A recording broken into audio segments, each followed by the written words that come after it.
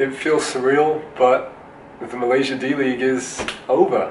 I was in Kuala Lumpur in Malaysia for 2.5 weeks, and it felt so much quicker than that. I'm actually in Taiwan at the minute. I'm recording this after I've left Malaysia, staying in a quarantine hotel in Taipei. More on that later. Just wanted to recap everything that happened in Malaysia because I didn't really get a chance to film this while I was still in Malaysia. So the Malaysia D-League is over.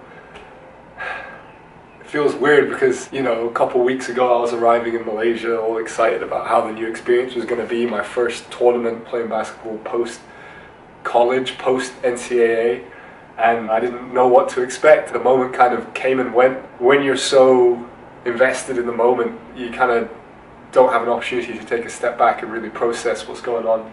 I really got to say, I don't think that I achieved with this team what I thought that we could and what we would do. I guess I kind of had unrealistic expectations because I knew that I kind of had this experience playing in America, and I was coming back to play in Malaysia, somewhere where I used to play when I was younger, and then I was going to come back and then I was going to be like a great player in the league. Like, I think that's not arrogant for me to say that, but I guess I didn't really take into account the fact that I met my teammates and my coaches. Some of the people involved I knew a long time ago when I lived in Brunei, like 6 years ago. But really, the 2 days I had in Malaysia wasn't enough to build team chemistry that was needed to be a successful team. Our first game was on a Monday night. Some of the players flew in even later than me. They flew in on a Monday morning, so didn't even have a full practice with those players, and then we expected to play a game that night. Knowing that now and looking back on it, we performed a lot better than maybe a regular team would in those circumstances. But at the same time, that doesn't mean I want to hold myself to a lower standard in playing basketball in the future. I know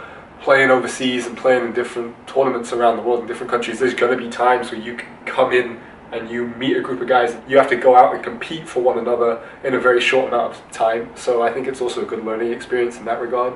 That being said, all the other teams in that particular tournament, they were established basketball clubs from all around Malaysia and in Indonesia and in Singapore. So for us to come in and really challenge them, I think is a positive, even though I hold myself to a higher standard, and I know everyone on the team expected to win more games than we did. But I wanted to be right there in the playoffs. I had the opportunity to stay in Kuala Lumpur and stay in Malaysia and get to watch all those playoff games. And those teams, I think the difference was that they were really well disciplined, well drilled. They played team basketball, and that was because they'd played together before. One thing that's impressed me about Malaysia is they're not there yet, but there's a bunch of great players who are there and have a lot of potential, and a lot of great teams who are doing the right things. And they have an organization and a structure that is really trying to push and promote basketball. That tournament was so well organized. Like, you saw the live streams, the sponsors, the live stats, the commentary, which I actually got a chance to be a part of as a guest commentator in the playoffs because I've been knocked out, so they brought me on as like a player analyst, which was really cool. Two great teams. It looks like they're going to be really evenly matched. Obviously, Sherwin upset with himself, but great leadership by their point guard.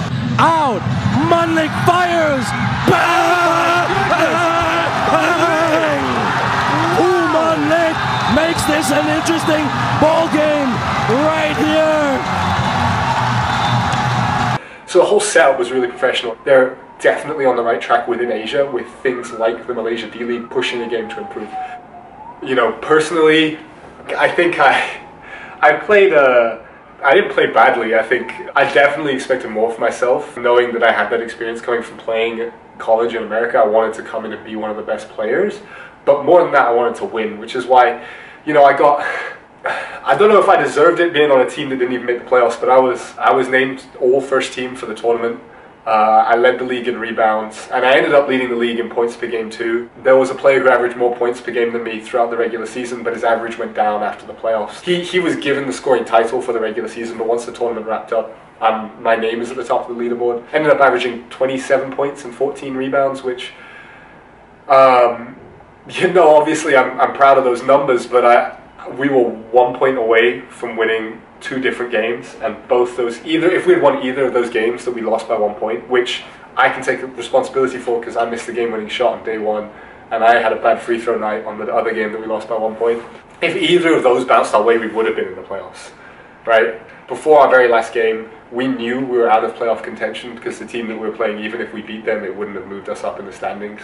So I talked with the team manager before the game, and we decided that, you know, no point in me getting injured in a game that doesn't count, and I've been playing so many minutes that it was better to give some of the younger guys, some of the Bruneian guys, exposure to the level of Malaysian basketball, because Malaysian basketball is way above where Bruneian basketball is, to be honest. I mean, it's a much bigger country, so it's understandable. So the agreement was I'd play the first quarter, but I ended up playing well enough that we were winning, and this team was top of the league, so we were winning against this team. I had like 15 or 18 points in the first quarter, so they kept me on for like 5 more minutes, took me out midway through the second quarter, and then they got a lead. I did end up having, I think, 21 points and 9 rebounds in 14 or 15 minutes. If I had known that the scoring title was up for grabs though, like I said, the scoring title was just for the regular season. If I had known that the other dude who was just behind me going into that game, he went out and had 42 points later that night, maybe a little bit of my own ego would have played in, and I would have wanted to play, because I had 21 points before halftime. I think I could have also had like a great game.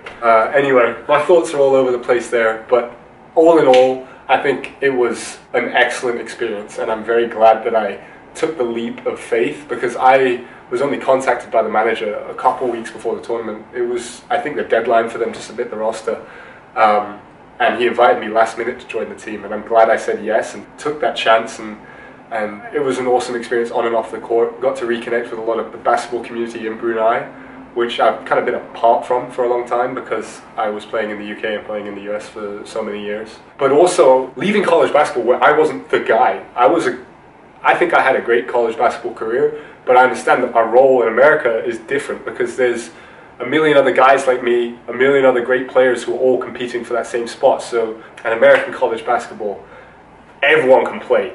So your role is going to be a bit different. I kind of played off ball more. I was a spot-up shooter. I played my role.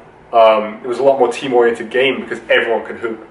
But in Malaysia, I was leaned on more and expected to be the main guy. I had the ball in my hands more often, and I was expected to be the leading scorer, which is a role I'm not used to, because in America, we had 7, 8 guys who could reliably go get a bucket on anybody. So it's about maximizing every possession.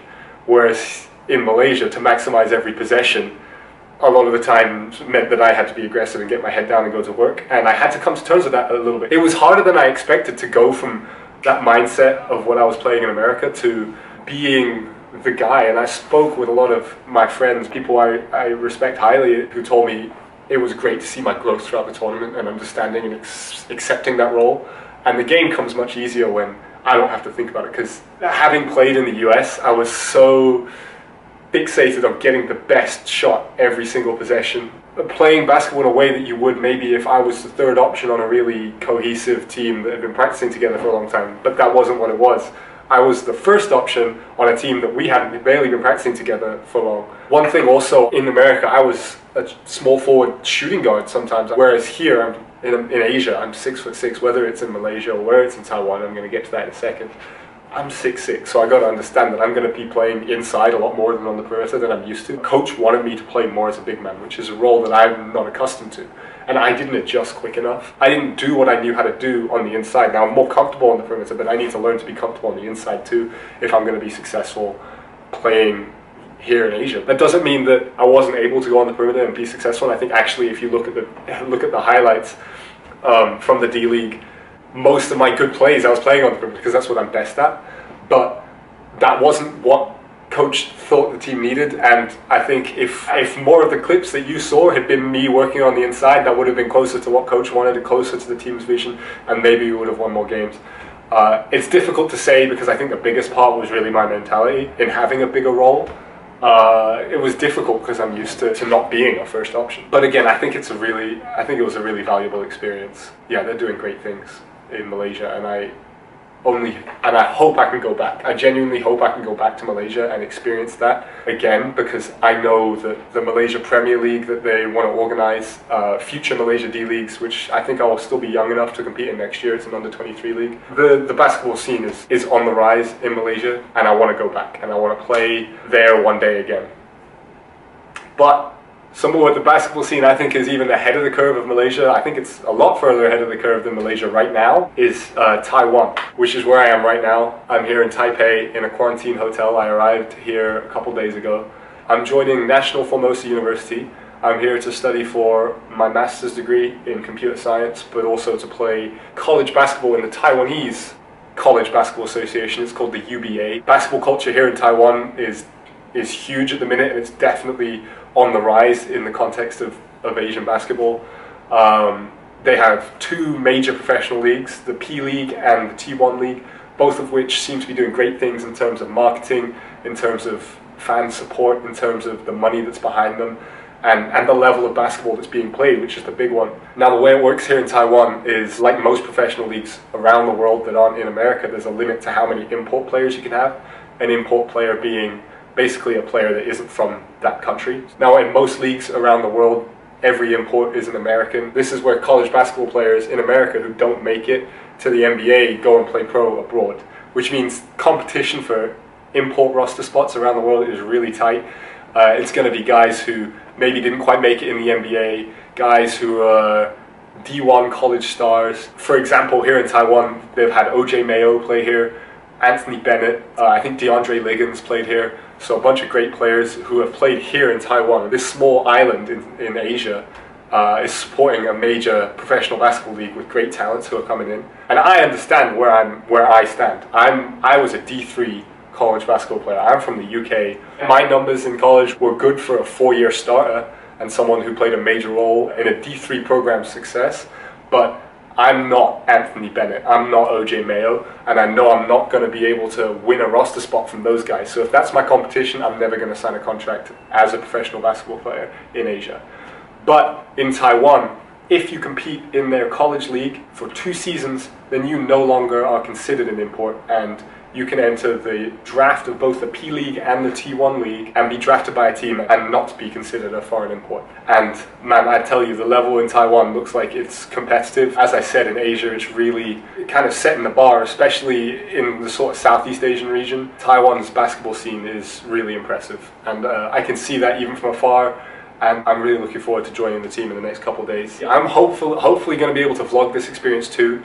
The Malaysia D-League vlog, in all honesty, was kind of me preparing to be able to share my experience here in Taiwan, because I think it's going to be really unique, something really cool that hopefully will be interesting to at least some of you watching. And if it's just a few people, then that's what it is. I think I'm going to have a unique perspective coming to play college basketball in Taiwan as a postgraduate student after playing 4 years of college basketball in America. And what's really cool too is my teammate Hart Galentine, highlights on the screen right now.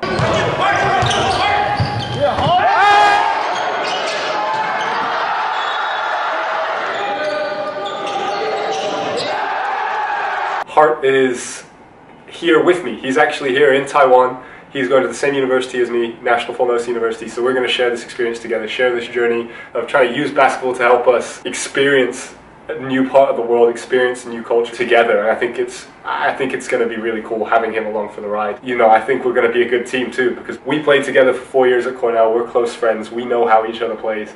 And I think we're gonna hopefully make some noise in Taiwanese basketball if all goes well. But I don't want to get ahead of myself. I don't want to get arrogant. I understand the level of basketball here in Taiwan is high. Already just been here a couple days, and I've been doing home workouts like on Zoom with my strength and conditioning coach at National Formosa University, and those workouts have been killing me already. I'm ready to work. I'm excited. Our first tournament is coming up. So again, just like I was talking about, it's going to be a quick adjustment. I'm going to have to get to know the team really quickly. I'm going to have to reacclimatize to playing with Hart as well. It's going to be fun, and I hope at least some of you are interested and stay tuned. And I want to share this journey with the vlog, if possible. Hopefully it's worth watching. So that's something I'm really excited for. Hopefully some of you are too, and I'm looking forward to it. So I know I've been putting a lot of highlights in these videos, but I might release a pure highlight video of just my plays at the Malaysian D-League. Gets it into Marcus. Marcus! Working as an opponent. He drives. Contested dribble. Oh! Jason, Marcus gets it! Marcus. Oh! That's it. Oh! But I'm behind on a lot of video editing. This is actually getting recorded before I even finished editing the first Malaysia D-League vlog, so I don't know when this is actually going to go out. If you've watched all of the Malaysia D-League stuff, which I don't know if anyone will, But genuinely, if you're interested in seeing more of this, then please subscribe if you want to. So hopefully see you in the first Taiwan vlog.